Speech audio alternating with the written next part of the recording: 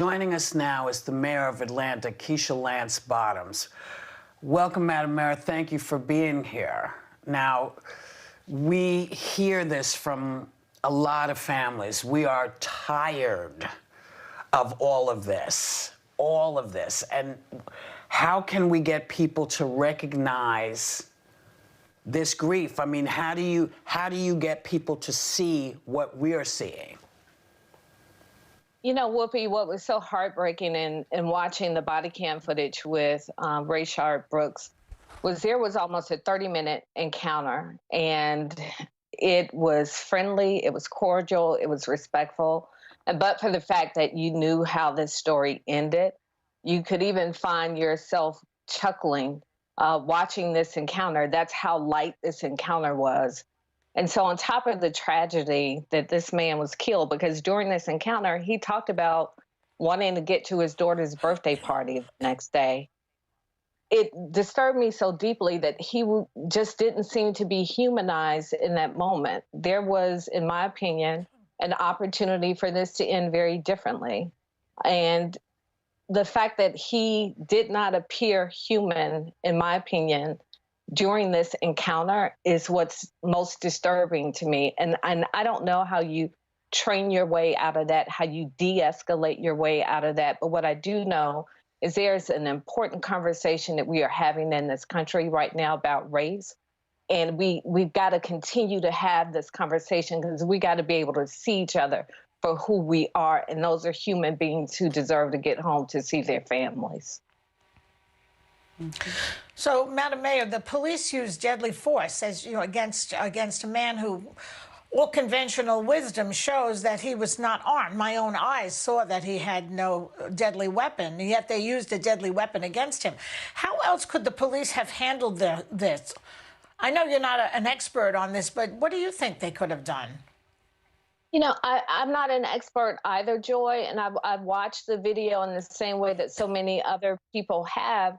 But I think that even when I'm watching it, I see an opportunity for the police officer to perhaps go toward the car or perhaps respond with his taser and not with deadly force.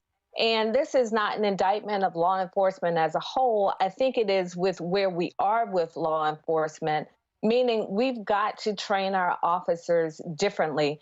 We have to encourage our officers to de-escalate a situation with reasonable objectivity. And I understand there's a lot of frustration in this country on both sides. But at the end of the day, this incident in particular, and with George Floyd and with so many others, it didn't have to happen this way and end this way. And I think we really, in the same way, we had to look at law enforcement and how we investigated sexual assault cases, how we have dealt with domestic violence cases, how we had to transform how we approach law enforcement has to happen, and it can't happen soon enough. Mayor, you aren't just the mayor of Atlanta. You're also a mom. I see the pictures behind you, and I have 2 teenagers, and I understand you have 4 children, and you also have a teenage son. Does this kind of thing keep you up at night? Do you worry about their safety the way I worry about mine? Each and every day, all day, 24/7. And there are so many things that can go wrong, and we're seeing it go wrong almost weekly.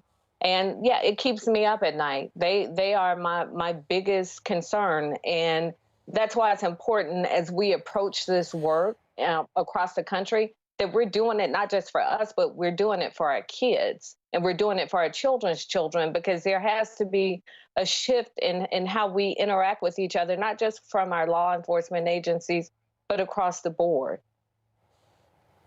Mayor, you gave an emotional plea aimed at demonstrators to stop the violence and looting in your city over the death of George Floyd.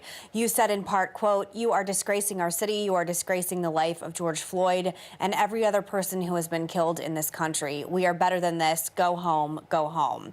A lot of people felt like with their anger that, I'm sorry, my prompter just went out, so I'll just ask you from my own thoughts. There's been a lot of justification for violence in the country, and there's been a lot of justification for the anger, and you got some heat for what you said. What do you say to people that sort of have justified some of the violence that's happened since his death as well? That the message gets lost in the balance. I understand the anger and the frustration, and even with the killing of Rayshard Brooks, I said it pissed me off. It's frustrating, and it makes you sad, and you feel so helpless.